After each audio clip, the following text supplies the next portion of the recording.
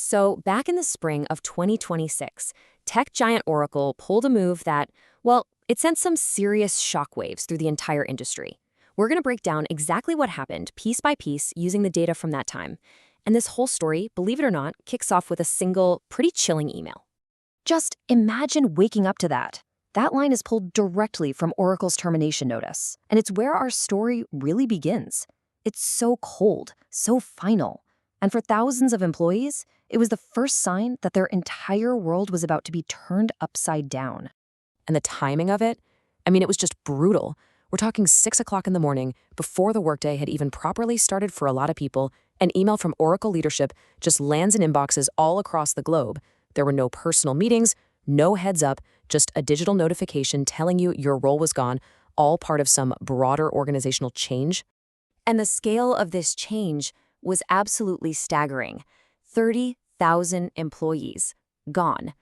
People in the US, India, Canada, Mexico, all let go in one single coordinated digital event. It was a massive workforce reduction, carried out with some serious, cold corporate precision. Okay, but this is where the story takes a really fascinating and pretty controversial turn. You see, while one part of the company was busy severing ties, another department was actively filing petitions with the US government. This was never just about job cuts. At the exact same time, data from U.S. Citizenship and Immigration Services shows that Oracle filed over 3,000 petitions to employ foreign workers. You see the picture here, right? Firing thousands of people on one hand, while simultaneously seeking to hire foreign talent. This is the move that came to be known as the Purge-and-Replace strategy. Unsurprisingly, the reaction from employees was immediate, and it was raw. This quote from the anonymous employee forum Blind just perfectly captures that sense of betrayal. For workers who had just lost their jobs, seeing the company petitioning to bring in new people from abroad, well, it felt like a profound insult.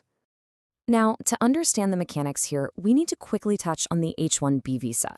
In a nutshell, it's a program that lets U.S. companies hire foreign workers for specialized jobs, often in tech. The catch is they have to argue they can't find local candidates with the right skills, and as you can probably guess, it's been at the center of a pretty fierce debate for a long, long time. And this issue really cuts to the heart of that H-1B debate. On one side, you have the proponents, a lot of tech firms, who argue the program is essential for innovation. But on the other side, you've got critics claiming it's just used to replace American workers with less expensive foreign labor. Oracle's actions basically poured gasoline all over this fire. And look, the backlash wasn't just about Oracle. It really tapped into a much deeper well of cynicism about big tech. You can see it in these quotes from online forums. There's this widespread belief that this is just standard practice, a way to cut costs.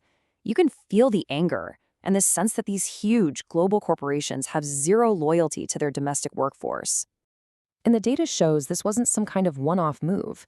Those 3,126 petitions spanned the fiscal years of 2025 and 2026, with over 400 of them filed in early 2026 alone. This suggests a consistent, ongoing strategy was in place. And through this entire firestorm of layoffs and public backlash, what was the official word from Oracle's leadership? Nothing. The company, chaired by one of the biggest names in tech, Larry Ellison, just remained silent. They offered no public explanation for their actions, which, of course, only fueled more speculation and a lot more anger. And while we don't have the exact numbers for every country, the impact was clearly global.